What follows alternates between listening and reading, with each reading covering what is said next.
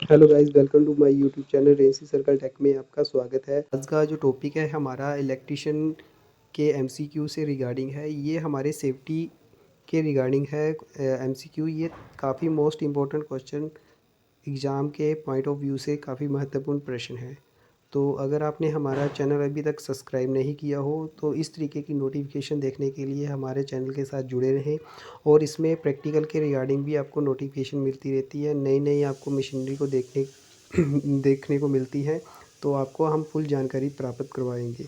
तो सबसे पहले हम यहाँ पे नंबर 1 क्वेश्चन की बात की जाए तो बोला गया है कि यदि कार्बन डाइऑक्साइड अग्निशामक यंत्र आपके पास उपलब्ध नहीं है, बोला गया है कि अगर CO2 अग्निशामक यंत्र आपके पास नहीं है तो विद्युतीय आग को बुझाने के लिए आप किस प्रकार के अग्निशामक यंत्र का प्रयोग करेंगे।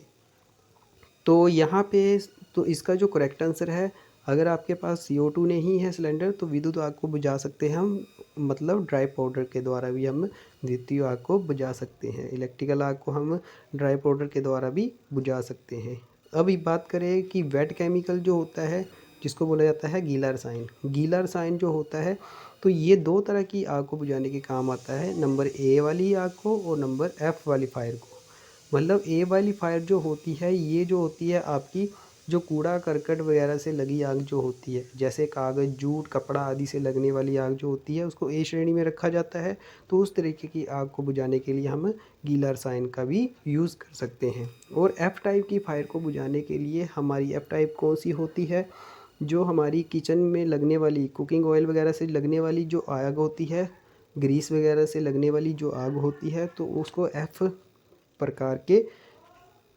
प्रकार में रखा गया है, एफ क्लास में रखा गया है। तो उसके लिए हम क्या कर सकते हैं, गीला मतलब कि जो गीला रसायन होता है उसका यूज़ कर सकते हैं, वेट केमिकल का यूज़ कर सकते हैं। आगे बात करते हैं तो पाउडर टाइप अग्निशामक यंत्र होता है।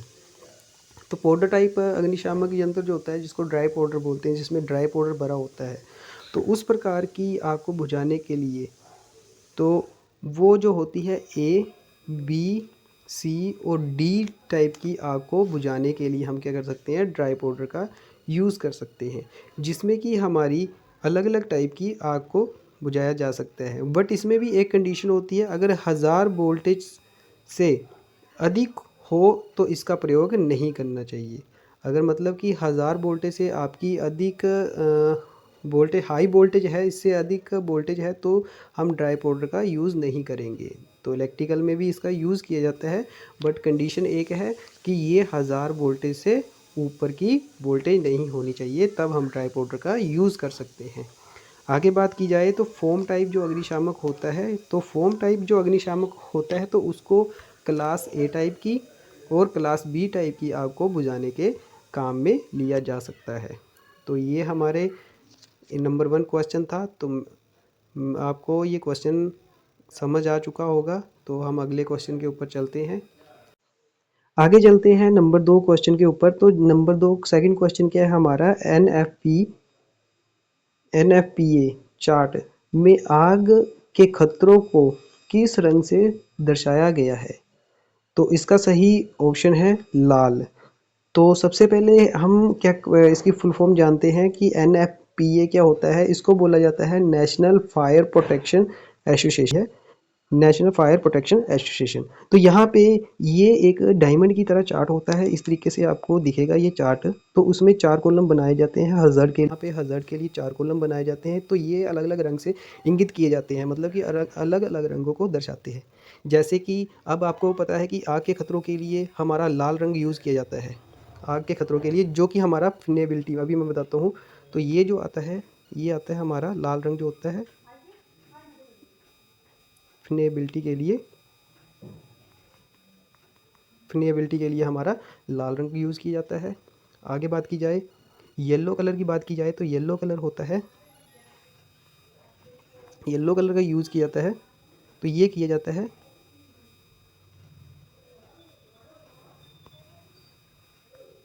स्टेबिलिटी के लिए, स्टेबिलिटी के लिए हमारा येलो कलर का यूज़ किया जाता है। तो याद रखना।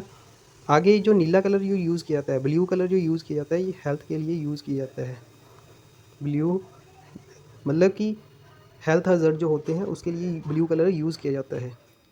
आगे बात करते हैं हमारा सफ़ेद कलर। तो सफ़ेद कलर स्पेशल जो हमारी क्या होती है हज़ार्ड होती है उसके लिए हमारा सफ़ेद कलर यूज़ किया जाता है।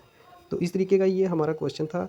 तो ये काफ़ी मोस्ट इंपॉर्टेंट क्वेश्चन था। तो आपको मैंने बता दिया कि लाल रंग का यूज़ कहाँ किया जाता है, येलो कलर का यूज़ कहाँ किया जाता है, नीला कलर का यूज़ कहाँ किया जाता है और सफ़ेद कलर का यूज़ कहाँ किया जाता है। इस तरीके से आपको क्वेश्चन आ सकता है पेपर में। अगला जो क्वेश्चन है हमारा नंबर 3 क्वेश्चन है हमारा, बोला गया है कि अग्निशामक यंत्र में संचालन का सही क्रम क्या है।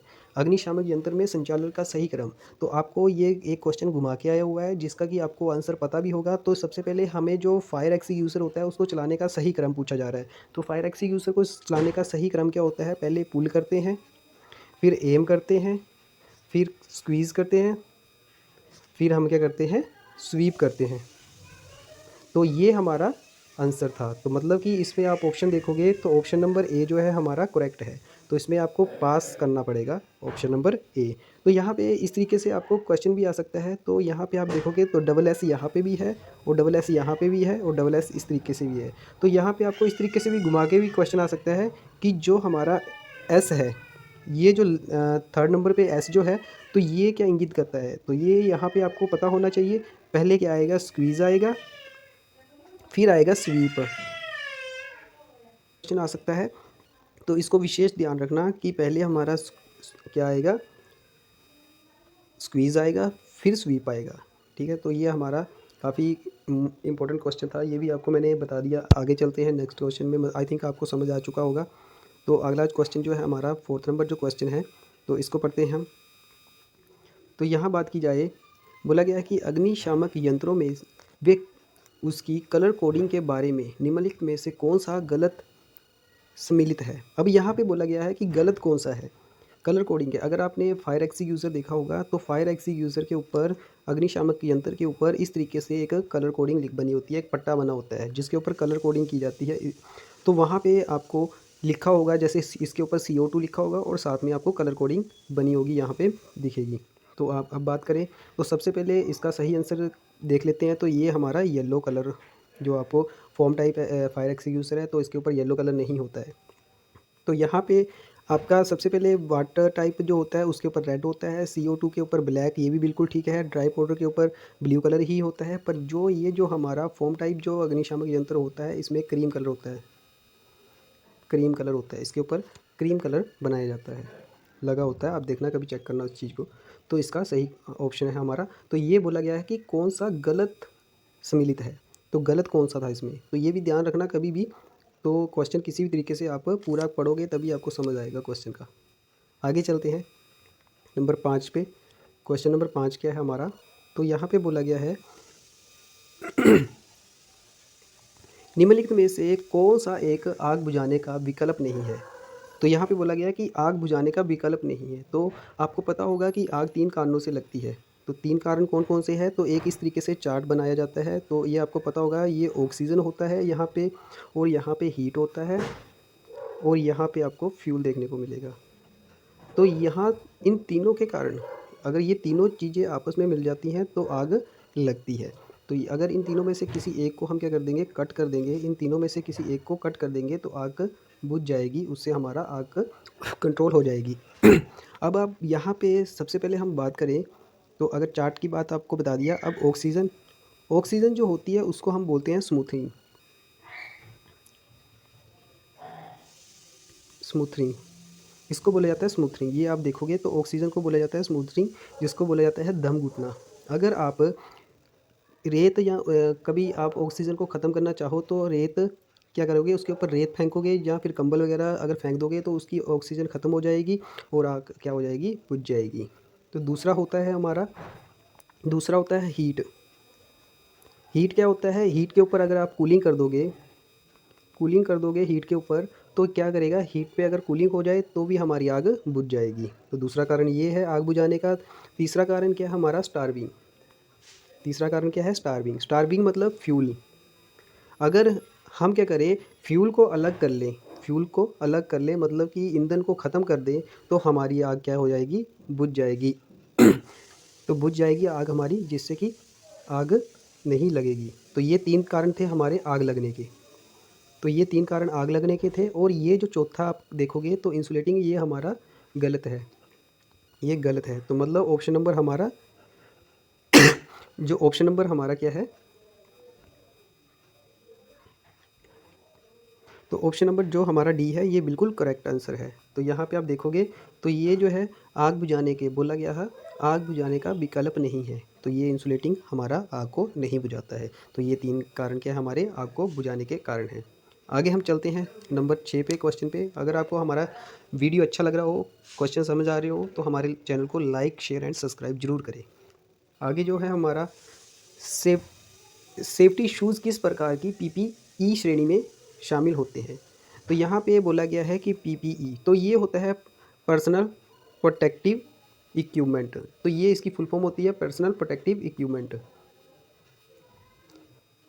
चाहिए कि इसकी जो फुल फॉर्म होती है ये भी पूछी जा सकती है, पर्सनल प्रोटेक्टिव इक्विपमेंट। अब यहाँ पे आपको पूछा गया कि शूज़, जो शूज़ होते हैं सेफ्टी शूज़, उसको किस श्रेणी में रखा गया है। तो इसमें 8 तरह की श्रेणी बनाई गई है, जिसमें अलग अलग श्रेणी में अलग अलग चीज़ें रखी गई है, जैसे हेलमेट, शूज़, बैलेट, जो आपका जो एप्रन वगैरह होता है, उस तरीके के जो भी आपकी सेफ्टी के लिए यूज़ किए जाते हैं, तो उस तरीके के जो भी इक्विपमेंट होते हैं वो आपको 8 श्रेणी में रखा गया है। तो शूज़ को किस श्रेणी में रखा गया है ये बोला गया है।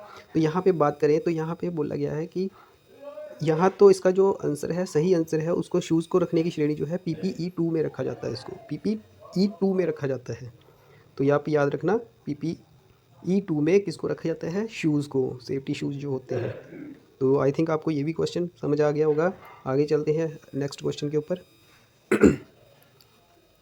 बात की जाए गैस से सुरक्षा के लिए किस पीपी का इस्तेमाल किया जाता है। अब गैस है, गैस के लिए हम किस पीपी का यूज़ करेंगे। तो हेलमेट तो हमारा सर की सुरक्षा के लिए यूज़ किया जाता है। सेफ्टी बूट आपको पता है कि पैरों की सुरक्षा के लिए। अब यहाँ पे आप देखोगे तो नोज़ मास्क, जो नोज़ मास्क होता है, तो ये क्या करता है, गैस से हमें बचाता है। तो गैस से बचाने के लिए हमें नोज़ मास्क की ज़रूरत पड़ती है। तो ये इसका सही करेक्ट आंसर है, नोज़ मास्क। और फेस मास्क आपको पता है कि फेस की सुरक्षा के लिए आपका फेस मास्क यूज़ किया जाता है। आगे बात करते हैं हम अगले क्वेश्चन की।